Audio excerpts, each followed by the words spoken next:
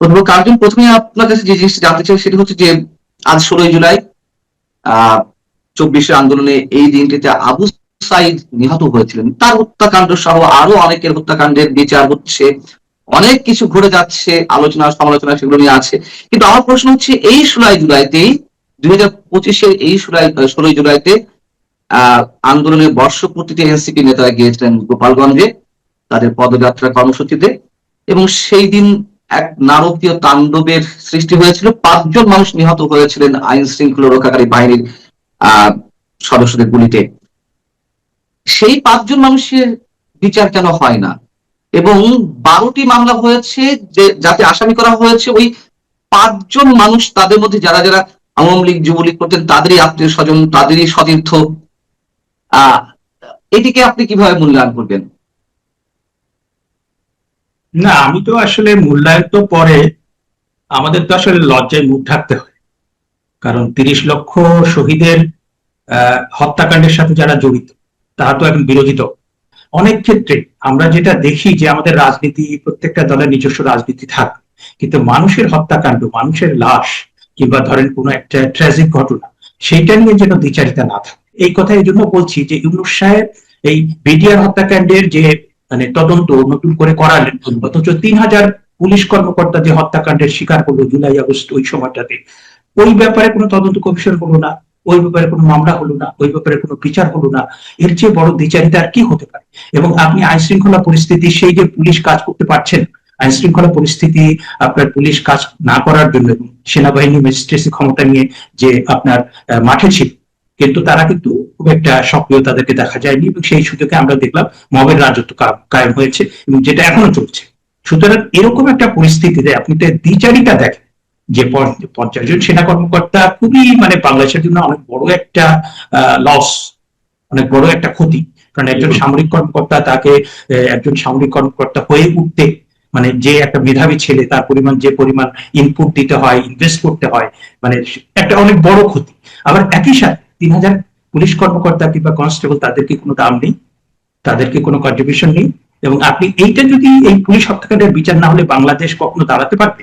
একটা দেশ কখনো আইন শৃঙ্খলা রক্ষাকারী বাহিনী ছাড়া দাঁড়াতে পারে? তো এই যে দ্বিচারিতা, আপনি আবু সাইদ হত্যাকাণ্ডের শিকার হয়েছেন, আমি তার আত্মার মাগফিরাত কামনা করি। এবং আমরা নিজেরাও কিন্তু জুলাই আন্দোলন, আবু সাইদের হত্যাকাণ্ড, এটা নিন্দা করেছি এবং এটা বিচার, সুষ্ঠু বিচার চেয়েছি। কিন্তু এখন আমরা যেটা দেখছি যে একদিকে আবু সাইদের যে আপনার পোস্টমর্টেম রিপোর্ট 6বার করা হয়েছে, এবং তিনি তিনি তিনি কার গুলিতে মারা গিয়েছেন, তারপর তার গুলি কোথায় গিয়ে আঘাত করেছিল, সেই গুলির আঘাতে তিনি মারা গিয়েছেন, নাকি তিনি, তাকে টিয়ার গ্যাস সেল কয়েকবার, মানে টিয়ার গ্যাস কয়েকবার তার নাকের ভিতর দিয়ে ফুসফুসে গিয়েছিল, তারপরে তিনি আরো নানা রকম ইনজুরির সম্মুখীন হয়েছিলেন, তিনি নিজেও পুলিশের প্রতি মারমুখী ছিলেন। হ্যাঁ, সবকিছু মিলে, এবং বঙ্গবন্ধু কন্যা তখন প্রাইম মিনিস্টার থাকা অবস্থায় কিন্তু ওই পুলিশদের গ্রেপ্তার করার ব্যবস্থা করেছিলেন, সেটার ব্যাপারে তদন্ত কমিশন করেছিল। আমার কথাটা হচ্ছে যে 1969-এর গণ অভ্যুত্থানে আসাদ হত্যাকাণ্ডের শিকার, তারপরে আমরা 90-এর গণ আন্দোলনে দেখলাম মিলন হত্যাকাণ্ডের শিকার। তো সেই সমস্ত নিয়ে তো কোনো বিতর্ক নাই, কিন্তু আবু সাইদের এটা নিয়ে বিতর্ক কেন? এবং সেটা বলা হচ্ছে জামাত শিবির এই আবু সাইদকে তারা নিজেরা হত্যা করেছে, এবং স্নাইপার রাইফেল দিয়ে হত্যা করেছে। কিছুদিন আগে আপনার চ্যানেলে কিংবা অন্য কোন চ্যানেলে নিরুফার চৌধুরী, বিএনপি দলীয় সাংসদ, তিনি বলেছেন যে বিএনপির মিছিল যাচ্ছে, সেই মিছিলের ভিতরে হেঁটে যাচ্ছে লোকজন, হুট করে একটা গুলি, মানে একজন পড়ে গেলেন, মানে তিনি কিভাবে পড়ে গেলেন, কেন পড়ে গেলেন, হার্ট অ্যাটাক হলো নাকি স্ট্রোক করলো নাকি গুলি লাগলো, সে গুলিতে কোনো শব্দ নেই, এবং সেইটাতে তিনি হত্যাকাণ্ডের শিকার হলেন। তাহলে পরে এই যে জুলাই, যে ষড়যন্ত্রের জুলাই, যে মেটিকুলাস ডিজাইনের জুলাই, যে আপনার শিক্ষার্থীদের ঢাল বানিয়ে আপনার মুক্তিযুদ্ধের বাংলাদেশটাকে নাই করে দেবার যে জুলাই, তো সেই ক্ষেত্রে সেখানে তো আমার মানে আমরা একসময় সমর্থন করেছি, কিন্তু now we feel we are cheated. এটা তো লক্ষ লক্ষ কোটি কোটি মানুষ তারা বলছে উই আর চিটেড, এই মুক্তিযুদ্ধ বিরোধী শক্তি আমাদের চিট করেছে। আবার একই সাথে আমরা দেখছি যে আবু সাইদ ওখানে একটা হত্যাকাণ্ডের শিকার হলেন, ওই একই দিনে 1 বছর পর, মানে গোপালগঞ্জে যে ভয়াবহ পরিস্থিতি হলো, এবং সেখানে আপনি বলেছেন আইন শৃঙ্খলা রক্ষাকারী বাহিনী, কিন্তু সম্ভবত সামরিক বাহিনী। হ্যাঁ, তাদের তাদের তাদের নিষ্পেষণ ও তাদের গুলিতে যে হত্যাকাণ্ড হলো, এবং সেটার ব্যাপারে কোনো আপনার উদ্যোগ নেই, কোনো তদন্ত নেই, বিচার নেই। এবং হয় কি, একটা সরকার ক্ষমতায় আসার পরে মানে মানুষ তো তাকে, যদি ফ্রি অ্যান্ড ফেয়ার ইলেকশন হয়, তাকে আপনার মানুষ সমর্থন দিয়ে ক্ষমতায় নিয়ে আসে।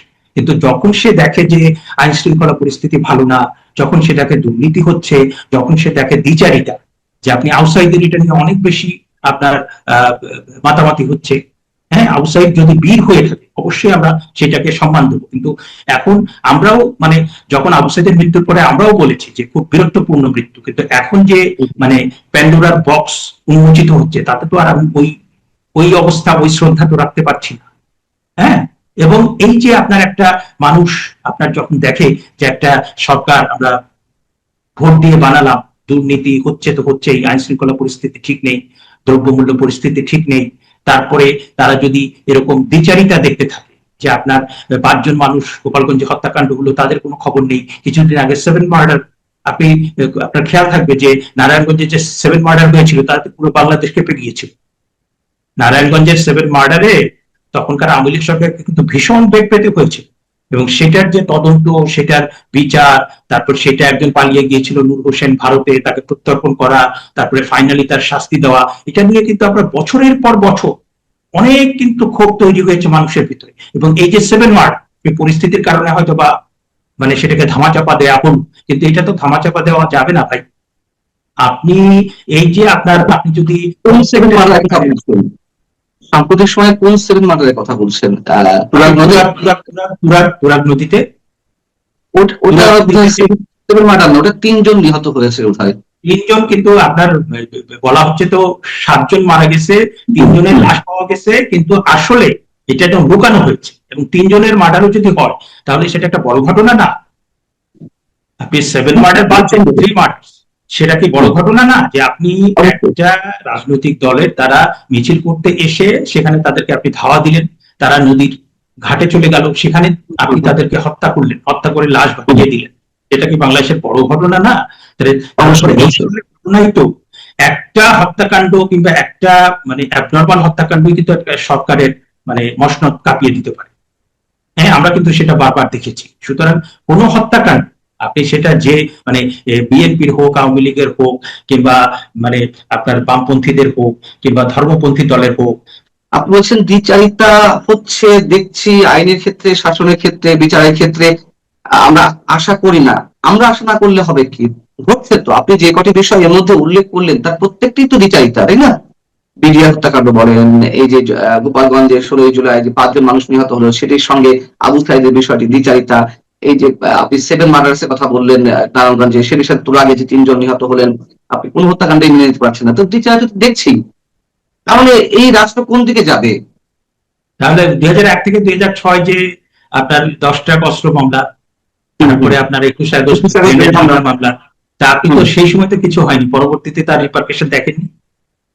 কিংবা আওয়ামী লীগের সময় কোনো কোনো ঘটনা, আওয়ামী লীগের সময় কোনো কোনো ঘটনা কিংবা বিভ্রান্তি কিংবা ভুল, আমি বলি কি আপনার সময়টা তো আমি আমি একটা বিখ্যাত বই, বইটার শিরোনাম হচ্ছে reconstruction of religious thought in ইসলাম।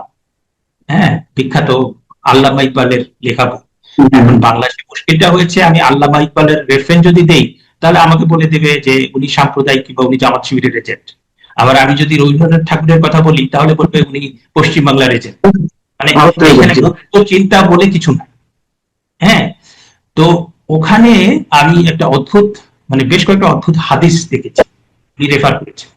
তার ভিতরে একটা হাদিসে এসছে সময়ই আল্লাহ, এবং সেখানে কোরআনের আয়াতকে আপনার রেফার করে বলছে যে মহাকালকে, সময়কে কখনো দোষারোপ করবো না, সময় তার নিজস্ব গতিতে চলে এবং সমস্ত যত অন্যায় সে নিজে প্রতিকার করে দেয়। হ্যাঁ, তা আপনি কি ওই বাংলাদেশের 55 বছরের ইতিহাসে প্রত্যেকটা সরকারের আপনি নির্মোহ বিশ্লেষণ করেন, যা কিছু ভালো করেছে তারা কিন্তু পুরস্কার পেয়েছে, আর যা কিছু খারাপ করেছে এটাকে গন্ডায় গুনে নিয়েছে। এখন ধরেন যে আপনার এই কিছুদিন আগে, 1 বছর আগের ঘটনা, মানে সাবেক প্রধানমন্ত্রী বেগম খালেদা জিয়া মৃত্যু মুখে পতিত হলেন, হাজার হাজার মানুষ তার জানাজাতে আসলো, তারেক রহমান মাননীয় প্রধানমন্ত্রী তিনি আপনার বিমানবন্দরে আসলেন, হাজার হাজার লক্ষ লক্ষ মানুষ গিয়ে তাকে সম্বর্ধনা জানান। কিন্তু এই যে 5 মাসের সময়, হ্যাঁ, তিনি খুব সাধারণ মানুষের মতো কোথাও কারো কিছু হলে ছুটে যাচ্ছেন, এবং তিনি কথা কম বলছেন, বিরোধী দলকে ওইভাবে আক্রমণ করছেন না, তার অনেক কিছুই প্রশংসিত হচ্ছে। হ্যাঁ, কিন্তু মুশকিলটা হচ্ছে যে আপনাকে, আপনি যখন you are prime minister of any country, আপনাকে পলিসি ডিসিশন শক্তভাবে নিতে হবে। আপনি বাংলাদেশের সাথে মার্কিন যুক্তরাষ্ট্রের যে গোলাগুলি চুক্তি হয়েছে সেটার সম্পর্কে আপনি কোনো কথা বলছেন না, সেটার সম্পর্কে আপনি কোনো সিদ্ধান্ত নিচ্ছেন না। এইটার জন্য কিন্তু আপনার রাজনীতি প্রচন্ড ভাবে বিপর্যয়ের মুখোমুখি হবে। আপনি কিন্তু মুক্তিযুদ্ধ এবং বাংলাদেশ এটা সম্পর্কে আপনি ইলেকশনের আগে খুব শক্ত অবস্থান ছিল, এখন কিন্তু আমরা সেটা দেখতে পাচ্ছি না। আইন শৃঙ্খলা পরিস্থিতি কিন্তু ভালো না, আপনার দ্রব্যমূল্য পরিস্থিতি কিন্তু ভালো না। হ্যাঁ, সুতরাং আপনি যদি এই আপনার মন্ত্রী পরিষদ কিন্তু ভালো হয়, হ্যাঁ, বাংলাদেশ ব্যাংকের গভর্নর সেটা কিন্তু আপনার নিয়োগটা ঠিক হয়। তারপরে আপনি স্বরাষ্ট্রমন্ত্রী, পররাষ্ট্রমন্ত্রী খলিল সাহেব রয়ে গিয়েছে, এবং সেই সূত্র ধরে অনেকেই বলছেন this is continuation of previous government. তাহলে পরে এই সমস্ত বিষয়ে যদি আপনি মানে সিদ্ধান্ত নিতে না পারেন, তাহলে পরে কিন্তু আপনার মানে সরকারে থাকলে তো সারাক্ষণই নানা রকম সমালোচনা বিপদ এটা থাকেই। কিন্তু আমরা যেটা দেখতে পাচ্ছি যে সাথে সাথে আপনার যদি ইফ ইউ মানে do something for the wellbeing of the people, তাহলে পরে কিন্তু দেখা যায় যে সরকার মানে সমালোচনা সত্ত্বেও তারা ভালো করছে কিংবা তারা টিকে যাচ্ছে। কিন্তু এখানে কিন্তু নানা রকম সমস্যা তৈরি হচ্ছে, এবং সম্প্রতি আমরা যেটা দেখলাম যে আপনার একটা পরীক্ষা নেওয়াকে কেন্দ্র করে, হ্যাঁ, সম্মানিত আপনার শিক্ষামন্ত্রী তার পদত্যাগ যেভাবে দাবি করা হচ্ছে, সেটা কিন্তু ভালো ইঙ্গিত দিচ্ছে না একটা সরকারের 5 মাসের মাথায়। সুতরাং আমি বলছি যে সময়টা কিন্তু আপনাকে খুব খেয়াল করে আপনাকে সতর্ক হয়ে চলতে হবে। আরেকটা বিষয়, আপনি আজকে আপনি হিরো, আপনাকে হাজার হাজার লক্ষ লক্ষ মানুষ আপনাকে মাথায় করে নৃত্য করছে, কিন্তু আপনি 3 মাস পরে, 6 মাস পরে, 1 বছর পরে, 2 বছর পরে আপনার কর্মকাণ্ডের জন্য এমনও হতে পারে শিকল বেঁধে আপনাকে রাস্তা দিয়ে নিয়ে যাওয়া হচ্ছে। হ্যাঁ, তো এরকম পরিস্থিতি আমরা দেখি কিন্তু নিকট অতীতেই তো দেখেছি। আর এক্সাম্পল না দিয়ে আমি আরেকটা বিষয় আপনাকে জানতে চাইছি। সাম্প্রতিক সময়ে শেখ হাসিনা ফিরে আসার বিষয়ে নানান ধরনের কথাবার্তা হচ্ছে, এবং প্রথম যেদিন তিনি এনডিটিভিতে গত সম্ভবত 28শে জুন কথা বললেন তিনি ফিরে আসবেন, পরবর্তীতে রয়টার্সের সাথে কথা বলেন, প্রায় 15-20 দিন পর এসে সরকার ফরমালি কথা বললো। সরকারের পক্ষ থেকে সালাউদ্দিন সাহেব স্বরাষ্ট্রমন্ত্রী কথা বললেন, আইনমন্ত্রী কথা বললেন সংসদে, যে হ্যাঁ তিনি ফিরে আসতে পারেন, কিন্তু বিচারের মুখোমুখি হতে হবে, অ্যারেস্ট হতে হবে। এগুলো নিয়ে নানান ধরনের আলোচনা হচ্ছে। আপনার ফোরকাস্টিংটা একটু জানতে চাই, বা আপনার সমীকরণটা আসলে শেখ হাসিনা যদি ফিরে আসেন তখন বাংলাদেশের চিত্র কি হতে পারে? আমি যেটা মনে করি 2018 সালের পর, 2018 সালের পরে এবং বিশেষ করে 5ই আগস্টের পর, মানে আমার মূল্যায়ন হচ্ছে যে বঙ্গবন্ধু কন্যা Sheikh Hasina she has taken the very correct decision, very mature decision। এবং এত কিছু হয়ে গেল, ইউনূস সাহেব, তারপরে অনেক কিছু আমরা দেখলাম, স্টিল বঙ্গবন্ধু কন্যা she is the most important political figure in Bangladesh and South Asia। হ্যাঁ, কারণ আমার কাছে যেটা মনে হয় যে আপনি দেখেন যে যেভাবে বঙ্গবন্ধু কন্যা ফিরে আসার কথা বলার পরে প্রতিক্রিয়া হচ্ছে জাতীয় এবং আন্তর্জাতিক ভাবে, তাতে কি এটা সন্দেহ করার কোনো অবকাশ থাকে যে তিনি বাংলাদেশ এবং এই দক্ষিণ এশিয়ার মানে অত্যন্ত গুরুত্বপূর্ণ একজন রাজনৈতিক ব্যক্তিত্ব, কোন দেশকে মানে অন্যায্য সুবিধা দিতে চান। এখন তো এটা প্রমাণিত। এই ইউনূসের মতো ব্রোকার দালাল এরা তো সব মানে এমনিতেই ভেসে যাবে। এখন প্রথম পসিবিলিটি হচ্ছে যে যদি তাকে তিনি ট্রাভেল পাস চেয়েছেন সেটা যদি দেয়া না হয়, তাহলে পরে তিনি চার্টার্ড একটা প্লেনে করে আসবেন। এখন প্রথম পসিবিলিটি তিনি আসার পরে তাকে আপনার আদালতে নিয়ে যাওয়া হলো, যাওয়ার পরে তিনি আত্মসমর্পণ করলেন, তারপরে তাকে জেলে পাঠানো হলো এবং তাকে ফাঁসিতে ঝুলিয়ে দেওয়া হলো। হ্যাঁ, যেটা বলা হচ্ছে যে তার আপিলের সুযোগ নাই। আমাদের এখানে একজন আইনজীবী কি পরিমাণ তাদের জ্ঞানের ভান্ডার, কি পরিমাণ তাদের জানার ভান্ডার, আর ওই ছাত্র নেতা যেগুলোর কোনো মানে কোনো চিহ্ন নাই, তারা নিশ্চিহ্ন হওয়ার পথে, তারা বলছে যে আত্মসমর্পণের কোনো সুযোগ নাই, আপিলের কোনো সুযোগ নাই, তাকে আসলেই মৃত্যুদণ্ডে মানে ফাঁসিতে ঝুলিয়ে দেওয়া হবে। আপনি জানেন যে এটা মানে বাংলাদেশের এখন যে জাতীয় পরিস্থিতি, আন্তর্জাতিক পরিস্থিতি, এটা 0% সম্ভাবনাও নাই। হ্যাঁ, সুতরাং যেটা হবে যে উনি আসার পরে তিনি আদালতে আত্মসমর্পণ করবেন, এবং তাকে তিনি যেহেতু 1 মাসের ভিতরে আপিল করতে পারেননি, এটা আপনার আপিলের যে ইয়েটা যে কন্ডোনেশন যেটাকে বলি আমরা আপনার কন্ডন করা কিংবা মার্জনা করা, যে সময় মতো আপিল করতে না পারলে কিংবা সময় মতো যে কাজটা আইনে বলা আছে সেটা করতে না পারলে উচ্চ আদালতে যদি আপনি আবেদন করেন তাহলে তারা মার্জনা করতে পারে, কিংবা যে আদালত করেছে সেই আদালতই মার্জনা করতে পারে। এবং আমরা দেখেছি ইউনূস সাহেবের সময় আইসিটিতে মৃত্যুদণ্ডপ্রাপ্ত মাওলানা আবুল কালাম আজাদ তিনি এসেছিলেন, আসার পরে এই ট্রাইব্যুনাল বলেছে যে আপনার তিনি হাঁটাচলা করতে পারেন না, 3 জন তাকে ধরে ট্রাইব্যুনালে নিয়ে এসছে, তাকে বলেছে যে আপনার জেলে যেতে হবে না, আপনি বাসায় গিয়ে আরাম করেন, আরাম করে আপনি একই সময় ওই 80 বছর বয়সের তৌফিক এলাই চৌধুরী, আসাদুজ্জামান নূর, শাহরিয়ার কবির, হাবিবুল আউয়াল, বারকাত স্যার মুক্তি পেয়েছেন। হ্যাঁ, এই 80 বছরের ব্যক্তিদের মিথ্যা মামলায় আপনার কারাগারে যে প্রচন্ড মানে কষ্টের ভিতরে তারা আছে, একটা হচ্ছে এইটা। তারপরে আপিল রিভিউ চলবে, সেটা আমরা দেখবো। দ্বিতীয় পসিবিলিটি আমার কাছে যেটা মনে হয় যে তিনি যেটা বলেছেন যে তিনি বলেছেন যে আমি শুধুমাত্র আত্মসমর্পণ করব না, আমার সাথে বিভিন্ন দেশে যে সমস্ত আওয়ামী লীগের নেতা কর্মী আছেন তারাও আসবেন, এবং দেশ থেকেও আপনি দেখবেন যে হাজার হাজার, আপনি কেউ কেউ লাখ লাখ বলছে, সেটা আমার কাছে মনে হয় যে না, সেটা বাড়াবাড়ি হবে। তবে হ্যাঁ, হাজার হাজার হাজার হাজার আওয়ামী লীগের নেতা কর্মী তারা তার সাথে আত্মসমর্পণ করবে। তা আত্মসমর্পণ করার পরে খুব মানে নাজুক একটা পরিস্থিতি হবে। এবং আপনি একটা হচ্ছে যে আদালতের বিষয়, আর একটা হচ্ছে জেলের বিষয়। আপনি আমাদের জেলের আমাদের জেল আছে বোধহয় 69 থেকে মানে কোন জায়গায় আইন ক্ষমতা 76 থেকে 80,000, 76 থেকে 80,000। তা আপনি যদি 50,000 করে থাকে 76-80,000, আওয়ামী লীগের মতো একটা সংগঠন যার কমপক্ষে 5 কোটি সমর্থক আছে, তার ভিতরে 50,000 যদি আপনার চলে আসে কিংবা 1 লাখ চলে আসে, আপনি তাদের কোথায় রাখবেন? আর যদি ওই পরিস্থিতিতে আপনার যারা শেখ হাসিনা, আওয়ামী লীগ, ভারত বিরোধী তারা যদি রাস্তায় নেমে আসে, সেই রকম একটা বিস্ফোরণোন্মুখ পরিস্থিতিতে জরুরি অবস্থা জারি হতে পারে, মার্শাল ল আসতে পারে, নট আনলাইকলি। আর তৃতীয় যেটা পসিবিলিটি আমার কাছে যেটা মনে হয় যে আপনার মার্কিন যুক্তরাষ্ট্র এবং ভারতের পৌরোহিত্যে অন্তরালে একটা সমঝোতা হতে পারে, এবং সেটার ব্যাপারে যেটা বলা হচ্ছে যে সার্জিও বোর তিনি আপনার ভারতে মার্কিন যুক্তরাষ্ট্রের যে হাই কমিশনার, এবং একই সাথে তিনি ডোনাল্ড ট্রাম্পের বন্ধু এবং বিজনেস পার্টনার, সুতরাং তার কিন্তু একটা বড় প্রভাব আছে। তিনি কিন্তু সম্প্রতি আপনার বাংলাদেশের যে হাই কমিশনার দীনেশ ত্রিবেদী, যে আপনার এখানে অ্যাপয়েন্ট করা হয়েছে মন্ত্রীর পদমর্যাদায়, একজন রাজনৈতিক, তিনি আসার পরে কিন্তু তিনি মানে এটা আনপ্রেসিডেন্টেড, তিনি তাকে আপনার কংগ্রেচুলেট করেছেন এবং বলেছেন যে আমরা একসাথে কাজ করতে চাই। আমরা জানি যে ভারতের সাথে মার্কিন যুক্তরাষ্ট্রের নানা টানাপোড়েন চলছে, হ্যাঁ, আপনার রাশিয়ার সাথে তেল কেনা নিয়ে, তারপরে নানা বিষয়তে। আবার এটাও ঠিক যে ইন্দো প্যাসিফিক এবং এই রিজিয়নে মানে মার্কিন যুক্তরাষ্ট্র তো আর চায়নার সাথে কাজ করবে না, কিংবা তারা তো কম্পিটিটর, কিংবা তারা শত্রু মানে মানে প্রতিপক্ষ। এবং সেটা তো মানে চায়না যেহেতু উদীয়মান, তাদের উপরে যে ট্যারিফ আরোপ করলো, যাই হোক, তো এইখানে কিন্তু আপনার এই বিষয়গুলো কিন্তু আপনাকে মাথায় রাখতে হবে।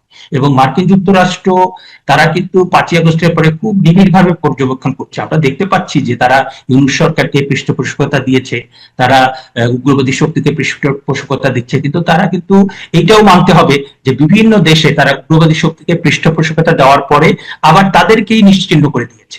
কারণ আপনি ইজিপ্টের ঘটনা দেখেন, এবং অনেকেই আশঙ্কা করছে ইজিপ্টের মতো একটা ঘটনা ঘটে যেতে পারে, হ্যাঁ, কিংবা বাংলাদেশের পরিস্থিতি সেরকম নাও হতে পারে। কারণ বাংলাদেশের যদি আপনার যে পরিস্থিতি চলছে, আমরা মনে করেছিলাম নতুন সরকার আসার পরে আমরা অনেক কিছুতেই দেখবো যে নতুন কিছু হচ্ছে, দ্রব্যমূল্য পরিস্থিতি ভালো হচ্ছে, আইন শৃঙ্খলা পরিস্থিতি ভালো হচ্ছে, গণতন্ত্র মানবাধিকার পরিস্থিতি ভালো হচ্ছে। সেটা না আসলে মানুষের মধ্যেও কিন্তু ক্ষোভ আছে। সুতরাং আপনি কিন্তু পরিস্থিতিকে কোনোভাবেই মানে আপনি কিন্তু মানে এই যে এরকম একটা সংকটময় পরিস্থিতি, সেটা কিন্তু মার্কিন যুক্তরাষ্ট্র খেয়াল করছে। তারা কিন্তু ফাইনালি উগ্রবাদী শক্তিদের কাছ থেকে নিজেদের উইথড্র করতে পারে, এবং ভারতের সাথে তাদের বন্ধুত্ব কিন্তু দীর্ঘদিনের, এবং সেটা কিন্তু স্ট্র্যাটেজিক। সুতরাং আপনি কিন্তু বিষয়টা এরকম না যে বঙ্গবন্ধু কন্যা দেশে আসলেই আবার নির্বাচন হয়ে যাবে, আবার আপনার মানে ক্ষমতায় চলে আসবে, বিষয়টা এরকম না যে তিনি আসলেন, আসার পরে তার ব্যাপারে মানে তাকে একটা কারাগারে, বিশেষ কারাগারে রাখা হলো, তার অ্যাপিল, তার রিভিউ, এই প্রক্রিয়াটা চলতে থাকলো। আওয়ামী লীগের উপর নিষেধাজ্ঞা উঠে গেল, দেশের ভেতরে একটা যে ভ্যাকুয়াম তৈরি হচ্ছে, আওয়ামী লীগের রাজনীতির মানে নিষেধাজ্ঞার সুবাদ যে প্ল্যাটফর্মটা তৈরি হয়েছে এবং মুক্তিযুদ্ধ, বঙ্গবন্ধু, তারপরে এই সমস্ত কথাবার্তা বললে আপনি হেনস্থার শিকার হচ্ছেন, সেই জায়গাটা হয়তো একটা ভারসাম্য তৈরি হবে। সুতরাং সেইটা কিন্তু আমি যথেষ্ট সম্ভাবনা, কারণ এইখানে কিন্তু চীনের ইনভেস্টমেন্ট আছে, এখানে মার্কিন যুক্তরাষ্ট্রের ইনভেস্টমেন্ট আছে, এবং সবচেয়ে বড় জিনিস আপনি মনে রাখবেন যে ভারত, মিয়ানমার এবং বাংলাদেশ এই দুটোই কিন্তু তার সিকিউরিটির জন্য, তার নিজস্ব মানে যে নিরাপত্তা সেটার জন্য খুবই গুরুত্বপূর্ণ, কারণ পাকিস্তানের কাছে কিন্তু সে একটা মানে হুমকির মধ্যে থাকে। ওদিকে চীন। আপনাকে অনেক অনেক জি ধন্যবাদ। আমরা এদিকে শেষ করতে হচ্ছে অধ্যাপক কার্জন। আপনি যে পসিবিলিটির কথা বললেন সেগুলো কোনোটি আমার কাছে মনে হচ্ছে না যে অমূলক কিছু, এবং সেগুলোর সম্ভাবনাই বেশি অনেকে দেখছেন। আপনি ভালো থাকবেন। দর্শক আপনারা যারা শুনছিলেন নিশ্চয়ই আপনারা ভালো থাকবেন। আল্লাহ হাফেজ।